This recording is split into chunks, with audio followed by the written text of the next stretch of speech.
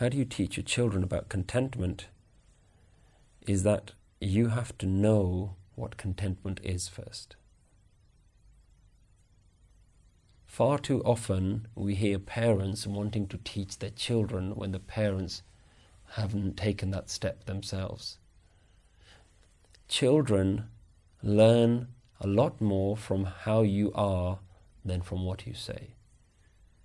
If you're not content, if you're not still, your children will not absorb that message from you.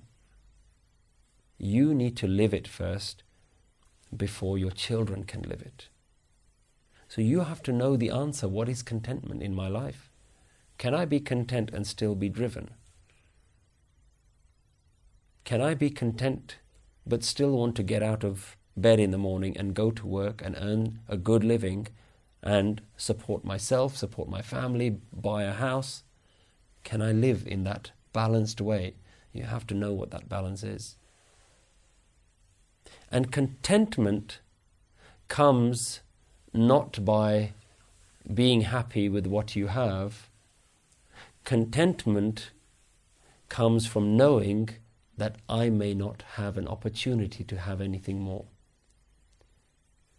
And if you take the future hope away and you're happy with that there is a possibility that that future that I'm chasing may never happen, then you realize contentment in a far more sophisticated way.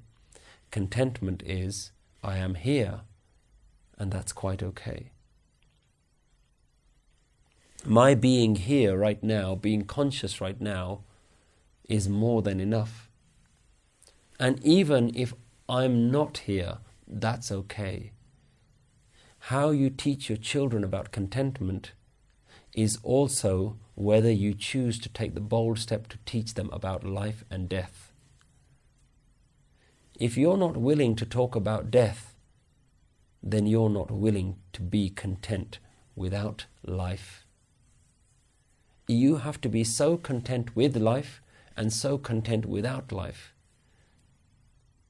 You have to face death every day. Every breath is actually a death. When you breathe in, you don't know if that out breath is going to come, and you have to be okay with that. When you breathe out, that could be your final breath out. There is a story of a kirtan singer, I think a few decades ago, who was sitting on stage doing kirtan, and they passed away right there and then. Doing kirtan. You don't know. You don't know what will happen in life, but you have to be content with it. You have to be content that this very last breath may not result in another breath, that this very sentence that you're speaking may not be finished. And that comes by accepting death. And if you want your children to be content, let them know what death is.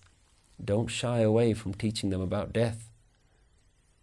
Let them face the reality that death is something that we all have to face. And let them be okay with it.